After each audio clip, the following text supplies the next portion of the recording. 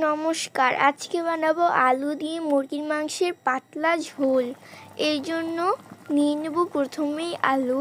এবার আলুগুলোকে খুব ভালো মতো তেলের মধ্যে ভেজে নেব। আলুগুলোকে তেলের মধ্যে ভেজে নিয়ে এবার তুলে রেখে দেব। আর ওই তেলের মধ্যেই দিয়ে দেব তেজপাতা, দারচিনি দিয়ে এবার সব ভালো মতো ভেজে নিয়ে দিয়ে দেব। এবার এর মধ্যে দিয়ে দেবো রসুন কুচি আর পেঁয়াজ কুচি দিয়ে সব ভালো মতো একসাথে ভেজে নেব। আর দিয়ে দেব জিরা বাটা দিয়ে সব ভালো মতো নেড়ে নিয়ে এবার লাল লাল করে ভেজে নেব। এবার দিয়ে দেব কেটে রাখা চিকেন। এগুলোকে খুব ভালো মতো সব ভেজে নেব। আর কিছু মশলা দিয়ে দেব, লবণ, হলুদের গুঁড়ো, মরিচের গুঁড়ো, ধনিয়ার গুঁড়ো, মাংসের দিয়ে এবার সব ভালো মতো একসাথে ভেজে নেব।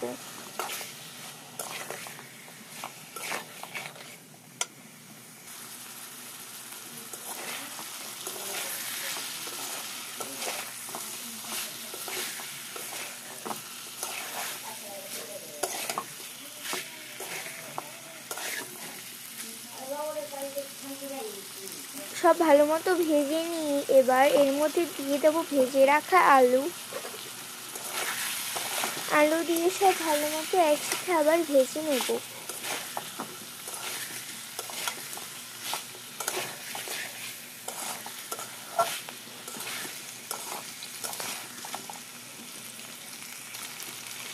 সব ভালো মতো কষিয়ে নিয়ে এবার এর মধ্যে দিয়ে দেবো জল।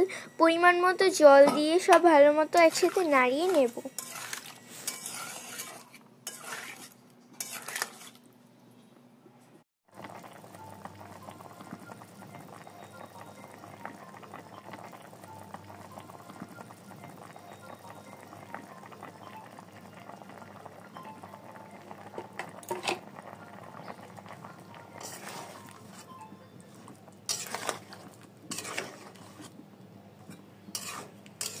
সবশেষে দিয়ে দেব জিরার গুঁড়া দিয়ে সব ভালো মতো একসাথে নাড়িয়ে নেব।